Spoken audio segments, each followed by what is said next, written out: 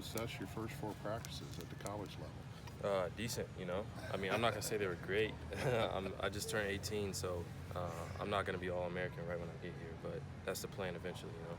So they've been decent. I feel like I had a better day today compared to last week. Second day of full pads. Is the game just slowing down a little bit more each day for you? Slowing down, yeah. It's definitely faster. I know that. I mean, that's what everybody would tell you. If they're not telling you that, they're lying. So, but it's definitely slowing down already. Second day of full pads. Yep. Have you had an aha moment where you realize I'm in the Big Ten now? I guess in the weight room, you know, just waking up at 5 a.m. I guess that first week I was just like, I came here to do one thing, and I mean, like everybody else, I felt it that morning. And after that, it was just a constant, steady pace. I didn't really get any big aha moments after that, other than that 5 a.m. wake up, figuring out when to eat, all that type of stuff. I don't eat too much, so I don't throw up. You know, I'm not a throw-up guy, and I don't want to be. So, yeah. But you feel like you've held your own on the field pretty well so far through 4 practices? Yeah, for sure. For it being the second week, I feel like I did way better today compared to last week.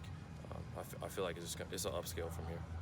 Who are you leaning on as far as getting advice and just kind of working your way through, you know, learning the playbook and all that kind of stuff? Right, definitely Branson Dean. Even though he's a 3-tech, you know, he knows everything. I mean, he's been here so long. I still talk to George sometimes. Other than that, Jack Sullivan, Branson Dean, and Coach Hagan, obviously. I feel like he's the best coach here, best position coach here. Right. Yep. So let's talk about you and Brady Allen. Yeah. I mean, you guys played obviously in the state title game, and he mentioned last week that he had to show off his ring to you. Yeah, he had when he got back. Yeah, well, I got a magnet on the fridge that it's right on the door where you open it. It's me sacking him for a safety. So, yeah, I swear, I'm being honest. But he did just get his ring the other week, and that was funny, for sure. Yeah. You mentioned just being able to ease into the second week of practice so far. Just where do you want to be at the end of spring, and what are some of the main takeaways that you want to get out of these, 15 practices? Right. Just be better. Be better in my run fits, my pass rush, just everything overall. Just be better. And I got that written on my. I got a board. I pen paper to it, and I look at it every morning. It just says beat everybody. So that's really the goal for the spring, and then just so on from there. It's just an upscale. Like I said earlier, I'm just trying to be better than I was the first practice last Monday. Are you trying to find things to add to that bulletin board? Right, I'm definitely trying to add things to my toolbox, like Hagan preaches all the time. I'm definitely trying to add things. Definitely my run fits. I feel that's where I'm lacking, just from high school to coming into college. You know, in high school you can just do whatever and still be better than everybody. And now I just got to focus on my technique and play base fits, all that type of stuff. Just the basics. Focus on that. So often do you talk to George? I'd say every couple weeks. In my recruiting, it was probably almost every day.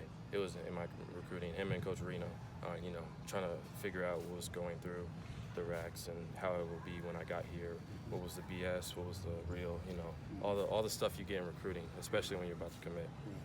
But how has George helped you kind of maybe transition into your position? He just told me what's expected. I mean, once I get here in the spring, being an early enroll, stepping up to the plate when it's needed to be. I mean, Coach Shepard, before he left, told me I'm going to get thrown in. He was just going to be honest with me. He said it's not going to be slow. You're going to be going. It's going to be real quick. So that's all I've heard from everybody. He's just prepared me mentally, I'd say, just for how fast it's going to be. I didn't come in and be like, oh, wow, this is really fast. I expected it to be fast. So, yeah. How big a role did George play in recruiting you? I'd say it was one of those bigger roles at the end, just because I wanted to know what was between, like, what was the real, what was the fake. He's been through around like 3 D-line coaches since he got here, but he stayed through the course. He loves Hagan. That was a big thing. I wanted to, validate some things that I heard about Hagan, which were true, which were false. And he's not going to lie to me, because, I mean, it doesn't have anything to do with him. He's gone, Mm-hmm. So he was just telling me what was the BS, what was the real between everybody here. Even Coach Reno, Coach Prom, just showing me what was the real. And that's what really made me commit. It was him, Coach Reno, and Coach Hagan just showing me what was the real, what was the fake. And that made me figure out a lot. Is there a bond between you early enrollee freshman D linemen? There's 3 of you. You're right. Mo and JP, obviously, and then you. I'd say there is, for sure. All 5 of us, really. I mean, I live with Brady. That helps living with an offensive guy, honestly, just to know how he thinks and all that type of stuff. But me and Brady, I mean, we cook steak like every week. He has a farm, so he ships up steak all the time. So we're cooking every week. Me and Mo, I mean, we're all together all the time on the weekends, during the week. I mean, it's definitely a bond when we're all waking up at the same time, 5 a.m. every morning, and coming here at 6, doing the same lifts, same practices, same drills. So there's definitely a bond. Who's the messy one? Who's the clean one? I'd say that's hard. I'd say we're all pretty clean, honestly. Out of all the D linemen, messy-wise, I don't know. I can't really say. What about Brady as a roommate? Brady as a roommate. I have to remind him to take out the trash sometimes. Yeah. You know, I do the dishes, he takes out the trash. That's our plan. You know, that's what we got going.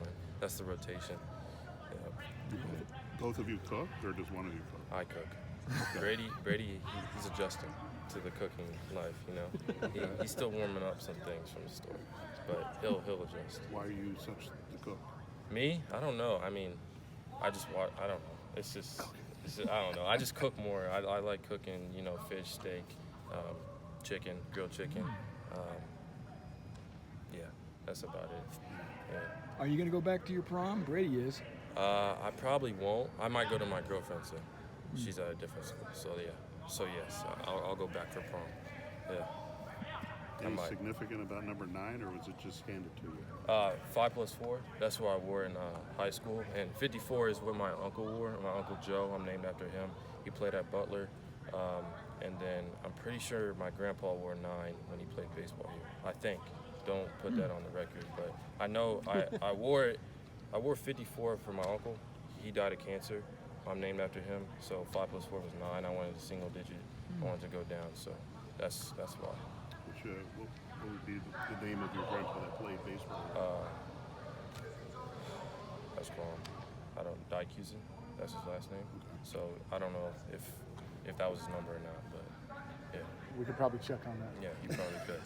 You probably could. It was a while ago. Yeah. Good deal. Yeah.